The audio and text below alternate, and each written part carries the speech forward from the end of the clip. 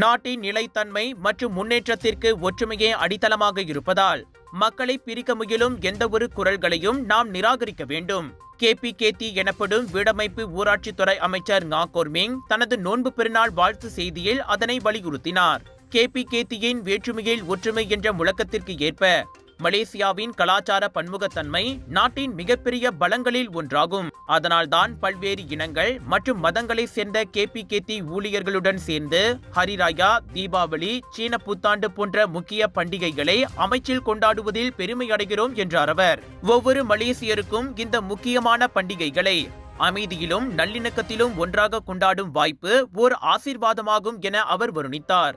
இந்த புனித ரமலான் மாதம் முழுக்க பல்வேறு நடவடிக்கைகள் வாயிலாக பன்முகத்தன்மையில் ஒற்றுமையின் உணர்வை வெளிப்படுத்தினோம். தீயணைப்பு வீரர்களுடன் இணைந்து சாகோர் எனப்படும் நோன்பு தொடங்குவதற்கு முன்பான கடைசி உணவு உண்ணல், பேரிச்சம்பழங்களை விநியோகிப்பதற்காக அமைச்சின் துறைகளுக்கு திடீர் வருகை, ஹரிராயா ஹியா எனப்படும் சமய மற்றும் நல்லெண்ண நிகழ்வுகளும் அவற்றில் அடங்கும். முந்தைய ஆண்டுகளைப் போலவே கேபிகேடி வரவேற்பு கூடத்தையும் நோன்பு பிறநாள் கருப்பொருளுடன் அலங்கரித்துள்ளோம் என அமைச்சர் கூறினார்.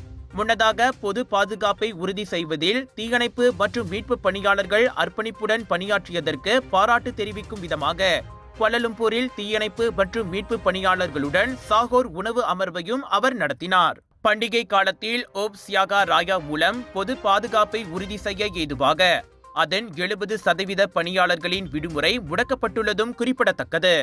அதே நேரத்தில் ஆர்என்ஆர் பகுதிகளில் பொது கழிப்பறைகளை மேம்படுத்த தனியார் துறையுடன் ஒத்துழைப்பது போன்ற முயற்சிகளை கேபிகேடி முடக்கிவிட்டுள்ளது.